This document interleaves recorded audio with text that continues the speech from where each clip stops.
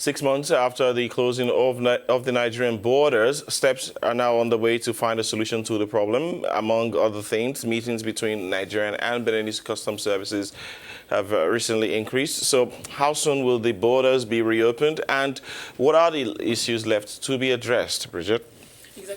The border closure between the two countries has also cast a shadow over historic free trade agreements signed by 54 African countries and angered Nigerians' neighbors, particularly Benin, where many citizens prosper by exporting to Africa's largest market of 190 million people.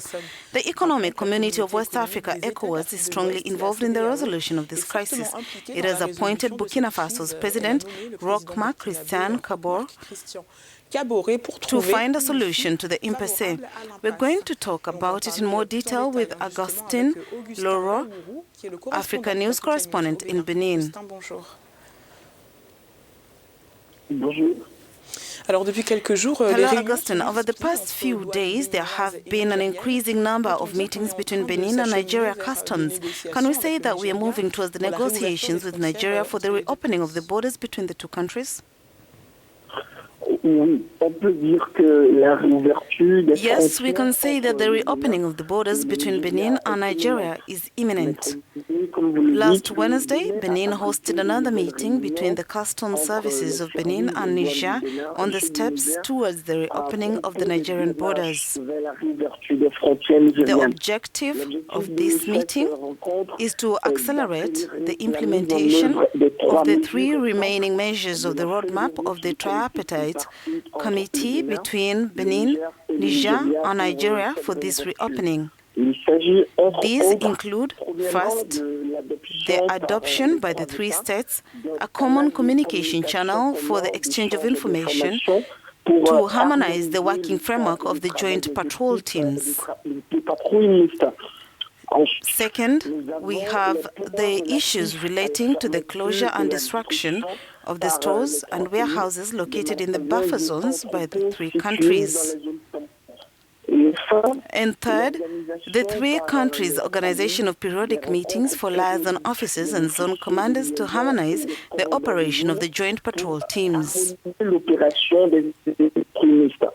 The 2 countries, namely Benin and Niger, would like Nigeria to convene a tripartite technical meeting in the first week of March 2020. But let us also recall that at the level of ECOWAS, steps are being taken to open the borders.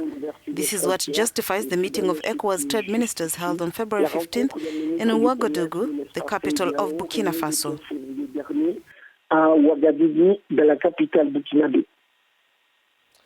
Interesting, really. Given the volume of trade between Benin and Nigeria, a reopening of the borders is necessarily some very good news, isn't it?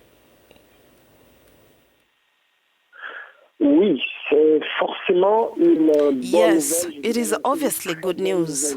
One cannot be offended by the numerous consequences of the border closure, which weigh on both sides, both Nigeria and Benin.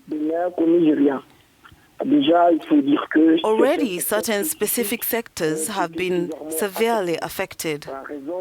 For example, tomato growers who are used to delivering their produce to Nigeria have suffered heavy losses as a result of thousands of tons of tomatoes rotting. Red oil, the flagship product of certain regions of Benin, which is sold in the Nigerian market, is now stagnant. And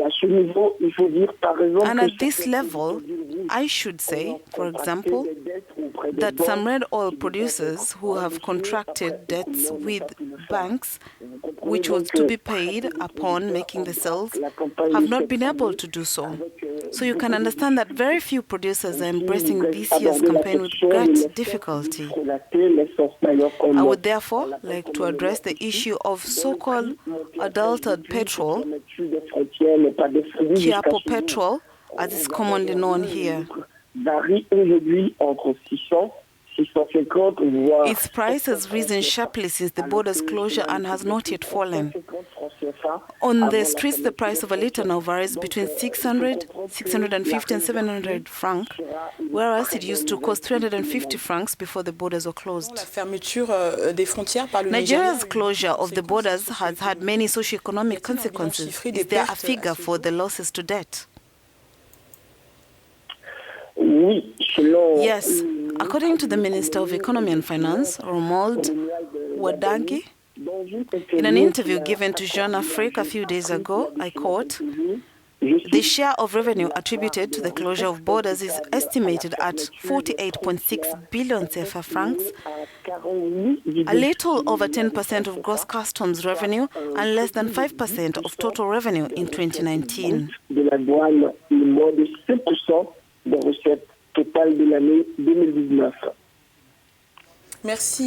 Thank you, Augustin Leroux, for all these clarifications.